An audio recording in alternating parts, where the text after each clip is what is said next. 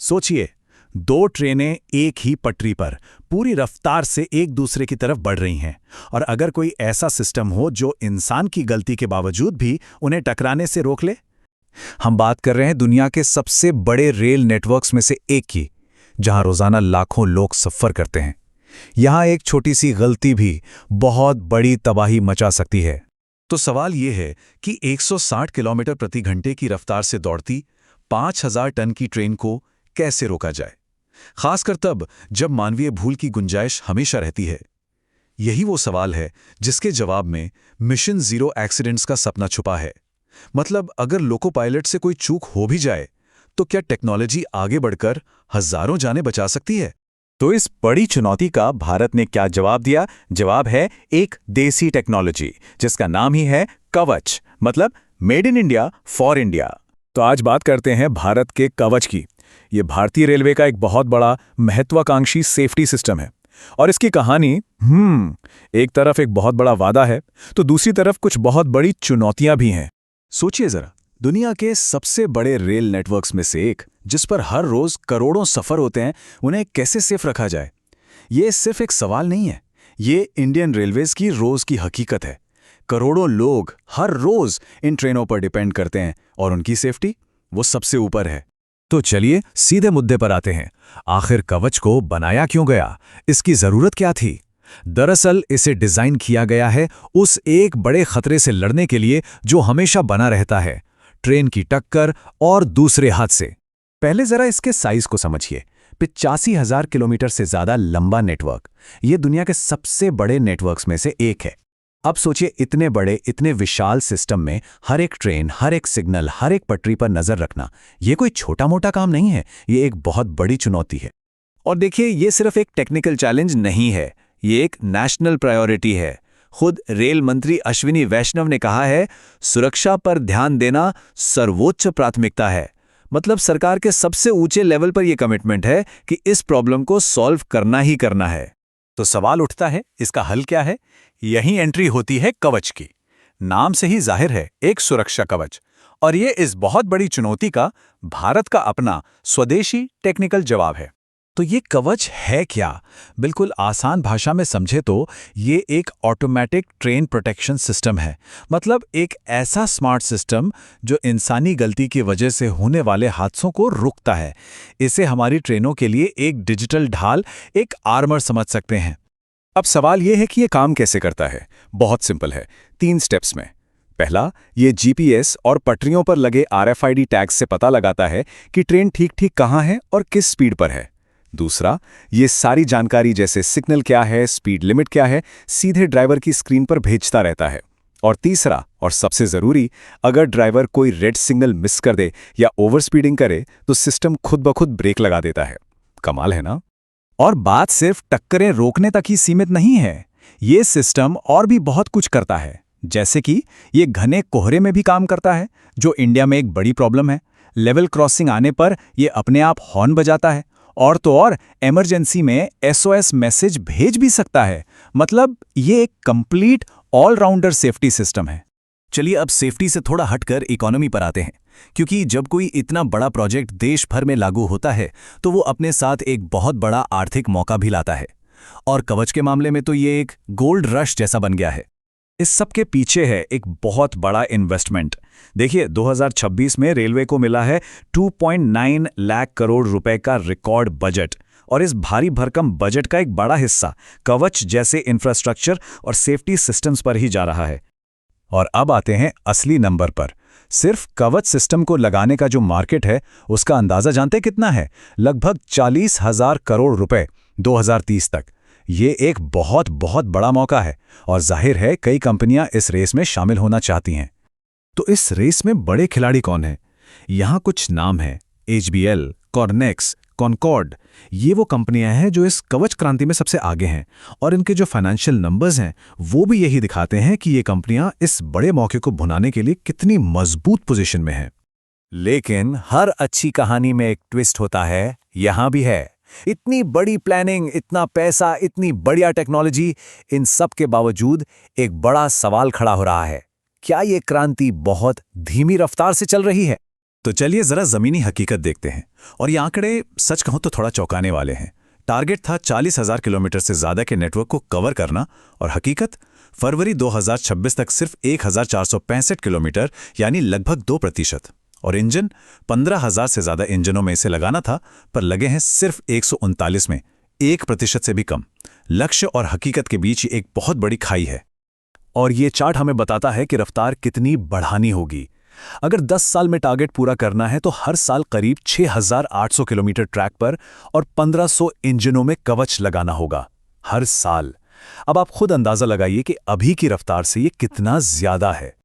और अगर इसी रफ्तार से काम चलता रहा तो एक कड़वा सच ये है कि पूरे नेटवर्क को कवर करने में 40 साल से भी ज्यादा लग सकते हैं। सोचिए, 40 साल, और हर दिन की देरी का मतलब है कि लाखों लोग बिना इस एडवांस सेफ्टी शील्ड के सफर कर रहे हैं। तो हम कहां आकर खड़े हो गए हैं? एक तरफ है कवच, जो एक जबरदस्त और जरूरी टेक्नोलॉजी है, लेकिन दूसरी तरफ आगे का रास्ता, वो कांटों भरा है। तो ये मुश्किलें हैं क्या? देखिए, पहली बात तो ये कि ये प्रोजेक्ट बहुत महंगा है और इसे टुकड़ों में ही किया जा सकता है। दूसरा, इसकी टाइमलाइन बहुत लंबी है, 2030 के भी पार जा सकती है। फिर ये भी डर है कि टेंडर देने में देरी हो सकती है या दिए हुए ऑर्डर कैंसिल हो सकते हैं। ये सब असली चुनौतियां हैं जिनसे पार पाना होगा।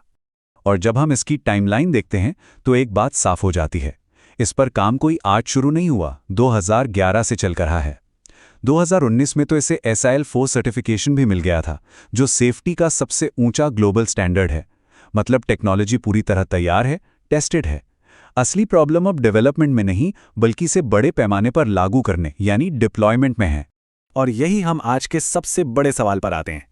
क्या ये सेफ्टी की क्रांति पटरी पर बनी रह पाएगी? कवच में इंडियन रेलवे को पूरी तरह बदलने की ताकत है, इसमें कोई शक नहीं। वादा बहुत बड़ा है, लेकिन जैसा हमने देखा, चुनौतियां भी उतनी ही बड़ी हैं। तो क्या हम इस महत्वाकांक्षी सपने को वक्त पर हकीकत में बदल पाएंगे? इसका जवाब तो सिर्फ वक्त ही देगा। एक ऐसी टेक्नोलॉजी जिसमें ट्रेन हादसों को हमेशा के लिए खत्म कर देने की ताकत है। तो सवाल ये है कि एक ही पटरी पर आमने सामने आती दो ट्रेनों को टकराने से कैसे रोका जाए? ये एक बहुत ही बुनियादी लेकिन जानलेवा सवाल है, और कवच इसी समस्या का जवाब देने के लिए बनाया गया है। इसका जवाब एक ऐसी टेक्नोलॉजी में छुपा है जो इंसानी भूल की गुंजाइश को ही खत्म कर दे। जरा सोचिए, भारत का रेलवे नेटवर्क कितना विशाल है, लगभग 68,000 किलोमीटर। ये दुनिया के सबसे बड़े नेटवर्क्स में से एक है, और इतने बड़े नेटवर्क को सुरक्षित बनाना वाकई एक बहुत बड़ी चुनौती है। तो आज हम क्या क्या देखने वाले हैं? सबसे पहले समझेंगे कि आखिर इस सिस्टम की जरूरत क्यों पड़ी। फिर जानेंगे कि भारत का जवाब यानी कवच सिस्टम असल में है क्या और ये काम कैसे करता है।